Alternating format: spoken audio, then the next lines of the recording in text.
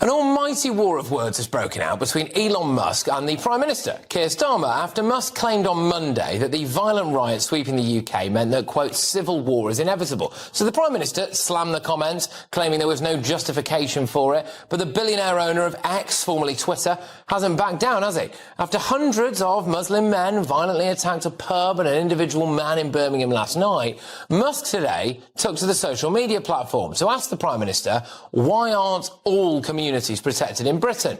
He went on to brand Starmer two-tier king. They want Elon Musk gone, X turned off, and freedom of speech stamped out.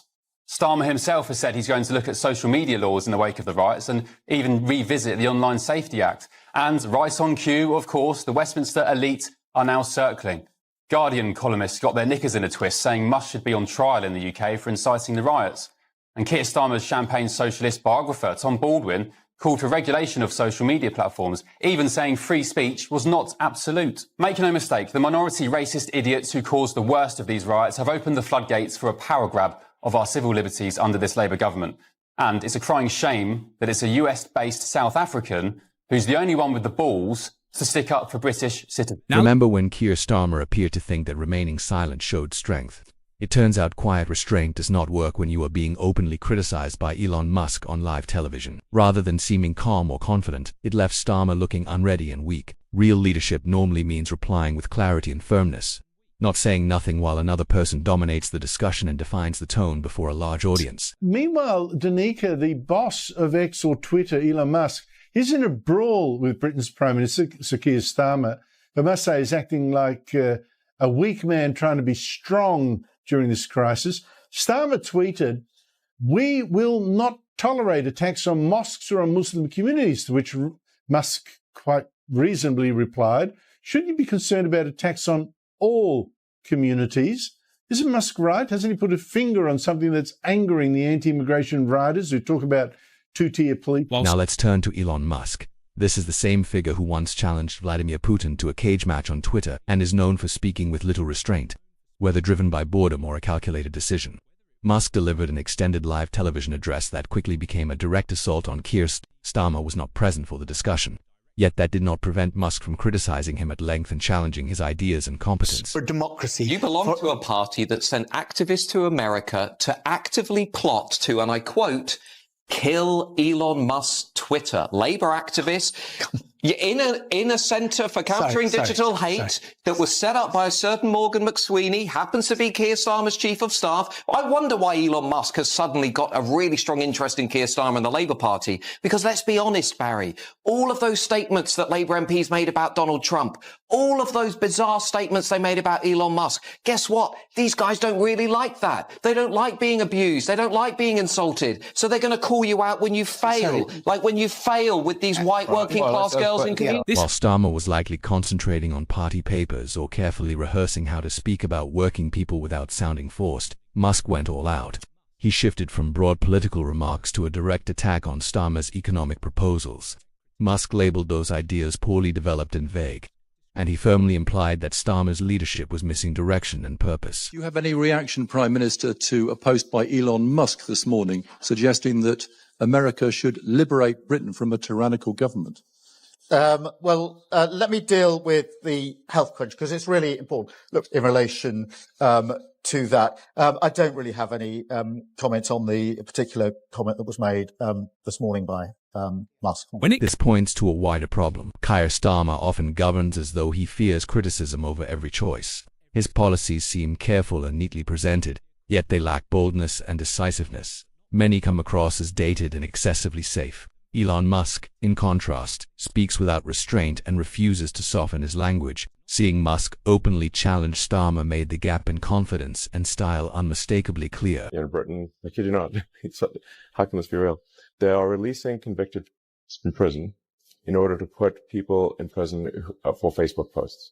To be fair, those are posts that criticize the government, so they have a good reason. They would actually, some of these posts these ones I've seen, didn't actually criticize the government.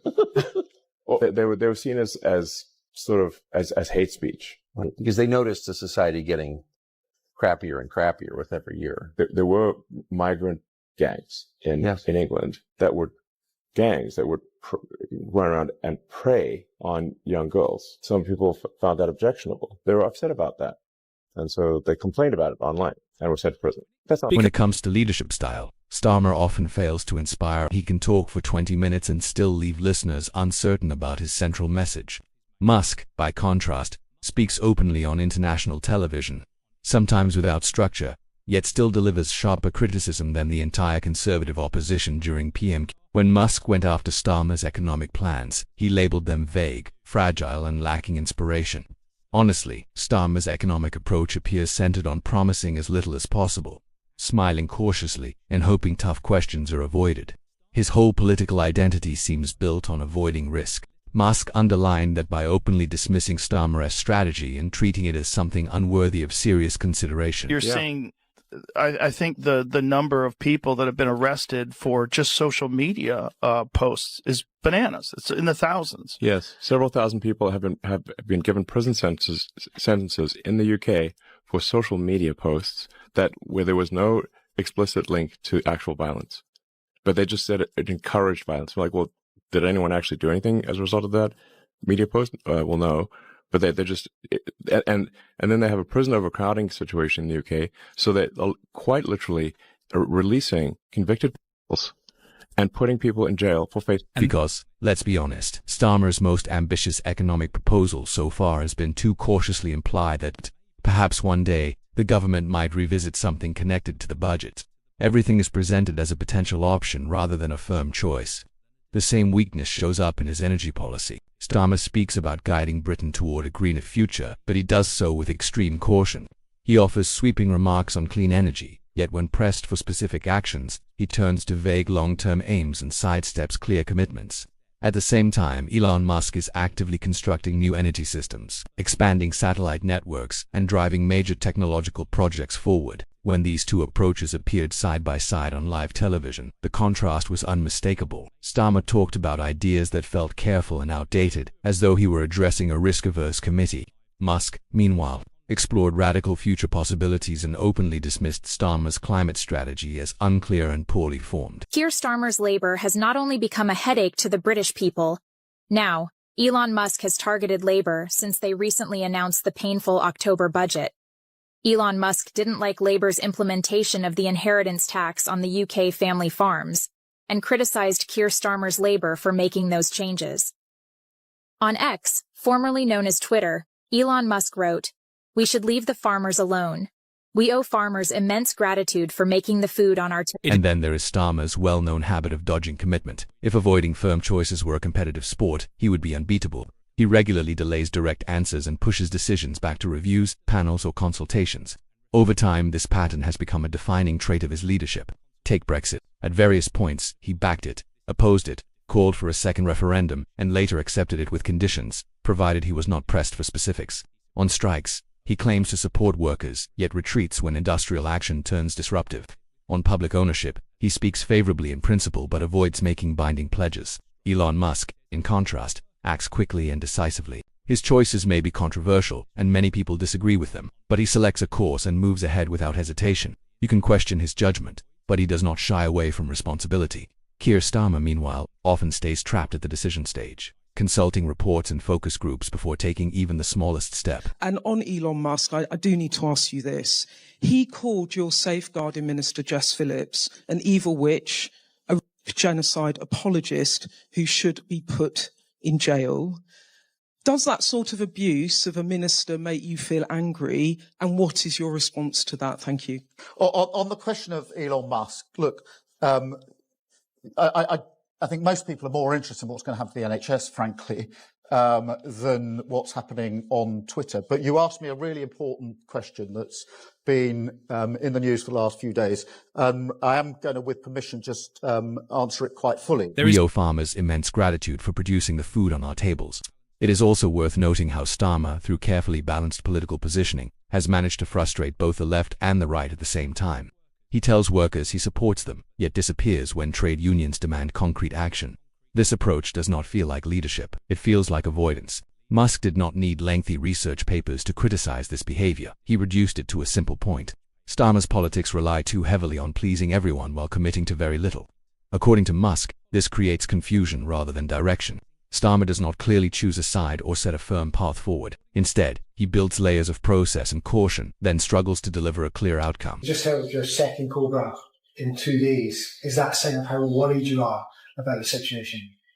The Cobra meeting was to coordinate our response to the disorder. And I made it very clear on a number of occasions that those involved will feel the full force of the law.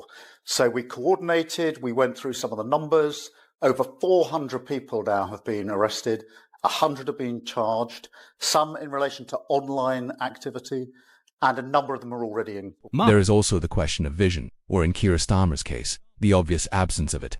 Starmer frequently speaks about progress, yet his ideas rarely sound clear or inspiring. He uses broad language and then offers policies that feel safe and easily forgotten. There is no strong direction, only cautious phrasing. At the same time, Elon Musk talks openly about ambitious future projects, including space exploration and advanced technology. Many people may disagree with his views, but they are bold and hard to ignore. Musk did not limit his criticism to policy alone. He also targeted Starmer's communication style. Starmer delivers speeches carefully and tentatively, often sounding apologetic rather than confident. Musk highlighted this contrast by pointing out how flat and lifeless Starmer appears in public speaking. To be fair, Starmer is consistent. He consistently fails to energize or motivate people. His speeches rarely generate interest or emotion.